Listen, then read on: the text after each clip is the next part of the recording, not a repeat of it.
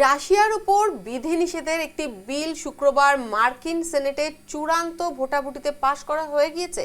এই বিল আইনে পরিণত হলে ভারতের উপর 100% শুল্ক আরোপ করতে পারবেন মার্কিন প্রেসিডেন্ট ডোনাল্ড ট্রাম্প। সেই তোড়জোড় চলছে।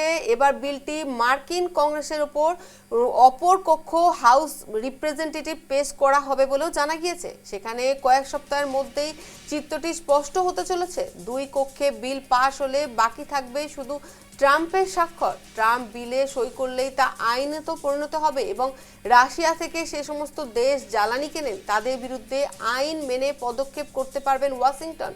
বিলটিতে বলা হয়েছে, রাশিয়া থেকে যে সমস্ত দেশ তেল বা অন্য জ্বালানি কিনছে তারা পরোক্ষ ইউক্রেনের বিরুদ্ধে রুশ আগ্রাসনকে সমর্থন করেছে, তাই তাদের ওপর 100% পর্যন্ত শুল্ক আরোপ করতে পারবে আমেরিকা। এই আইনে সমস্যা হতে পারে ভারতে, চীন, জাপানের মতো দেশেরও সমস্যা হতে পারে। রাশিয়ার ওপর বিধিনিষেধের একটি বিল শুক্রবার মার্কিন সেনেটে চূড়ান্ত ভোটাভুটিতে পাশ হয়ে গিয়েছে।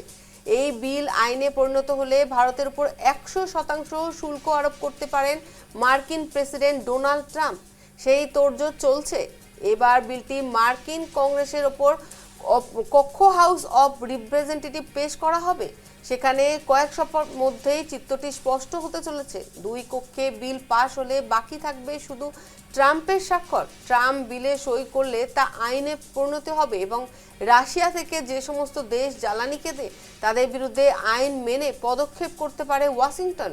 বিলটিতে বলা হয়েছে, রাশিয়া থেকে যে সমস্ত দেশ তেল বা অন্য জ্বালানি কিনছে তারা পরোক্ষ ইউক্রেনের বিরুদ্ধে রুশ আগ্রাসনের সমর্থন করছে, তাই তাদের উপর 100% পর্যন্ত শুল্ক আরোপ করতে পারবে আমেরিকা।